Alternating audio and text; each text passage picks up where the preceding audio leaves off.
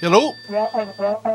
Yeah, of course I do mixes. I use Logic. If you're using Logic yourself, send me a Logic project. Send me the stems without any reverb. Right, okay, so then record the effects and send that along with the stems of all the instruments. Brilliant. I'll just push that into my template and then I'll get mixing the song. Fabulous. Thank you.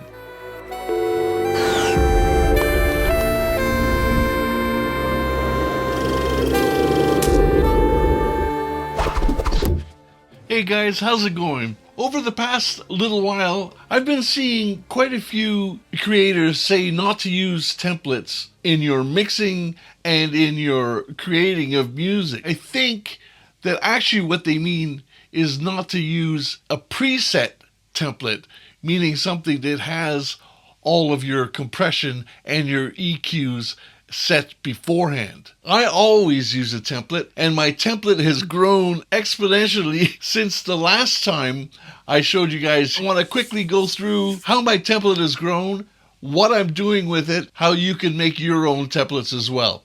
All right. My idea behind the template that I use for Logic Pro is both to have a place to start recording music and also a place for myself to mix music. How I liken it is to having my desk already set up. In the old days, I would have certain tracks which would always, for instance, be like the kick drum and so on. I had my buses which were always in a certain order. From my buses, I had my reverb sends, I had my echo sends. We didn't really do the New York busing or the parallel buses in those days, but we do now.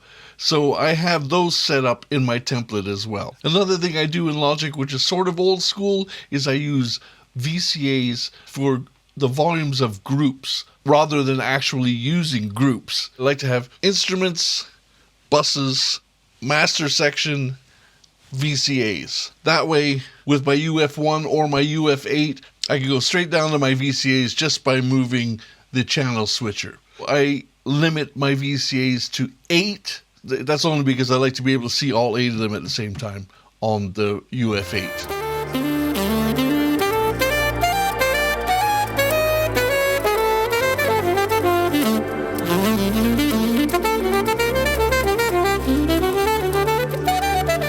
So getting on to the way I have this set up, on every channel from my effects bus all the way to my drums on the left, I have an instance of the SSL channel plugin in the first slot, which allows me to use the 360 program by SSL to run as a desk as well. Drums, bass, guitars, vocals in red, then keyboards, strings, woodwinds, brass, and then a channel for effects. Where it starts getting interesting is then with my buses.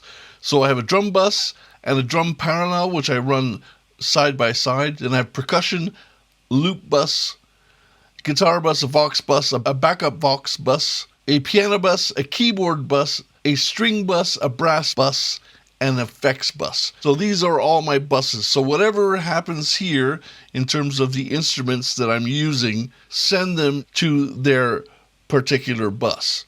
I bring in the template and I do this as I'm setting up the instruments that I'm going to be using. If, for instance, Johnny sends me his drums, I bring his drums in and then I send them all to the drum bus. From the buses, I send to the mix bus, which is bus 256. The reason why this works and why it stays the same every time as I did it, in order of how I wanted it, starting with a blank template in order to get the buses in the order that I wanted to have. Otherwise, it was really complicated. If you bring in a sound from Logic and it throws in its own bus, you know how sometimes it does that. That then throws your complete system out of whack because you've got bus 12, which would normally be your brass bus, is now your drum bus or whatever. It throws things out of whack. Beyond that, slap, a reverb for drums, a reverb for room, a reverb large, an echo, a side EQ I use only if I need it, and I can also change this to a secondary echo, for instance, if I need to. The Vox trick is the adding and subtracting using the Pultex. Sometimes use it, sometimes I don't. The next thing I have, Vox,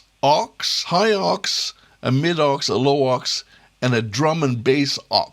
Now these are used kind of in the way that Browerize works. I can use these as parallel compression, or instead of going direct to the mix bus from the individual buses of vocals, let's say, I can take the vocal bus and send it directly to the Vox aux, and then do separate compression or add any other effects, for instance. But mostly I do these as parallels. So the high aux is anything that's got high strings, for instance, brass, that kind of thing, up high.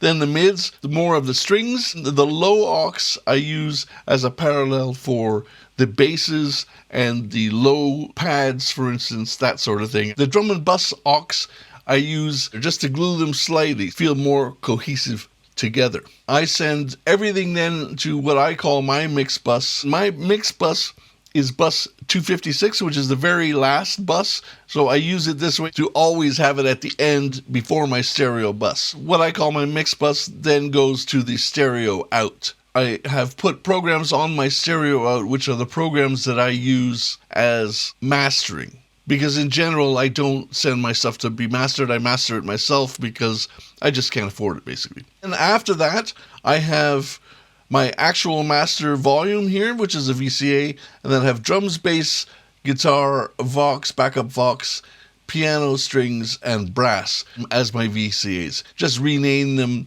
if, for instance, there's no strings or brass in a song, but I have like extra guitars or an electric guitar solo or a sax solo or something like that. I could just change the names and I use them. And I just run the output volumes from here. The benefit of this is that these only affect the volumes, don't affect the amount of echo or the amount of reverb or compression that is going to the actual individual buses. So the other thing I do is I bring stuff in, plugins and so on, and I drop them into each of the channels or whatever channel that I think they belong in, but I don't turn them on. I just leave them off, mostly so that I don't forget that I have them, to remind me of what I have. Once I got this whole thing set up, this template, the way I wanted it, and in the order I wanted it, I always know where my buses are.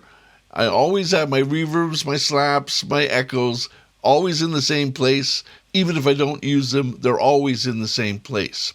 So I just went up to the top here into File, and I did Save as Template, and then we're done.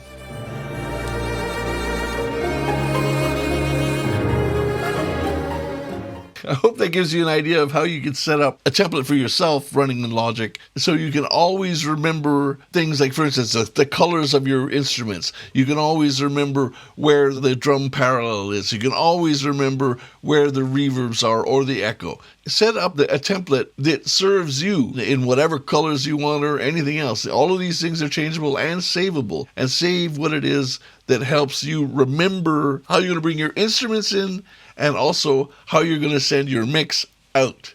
Thanks very much, guys, and I'll see you next week.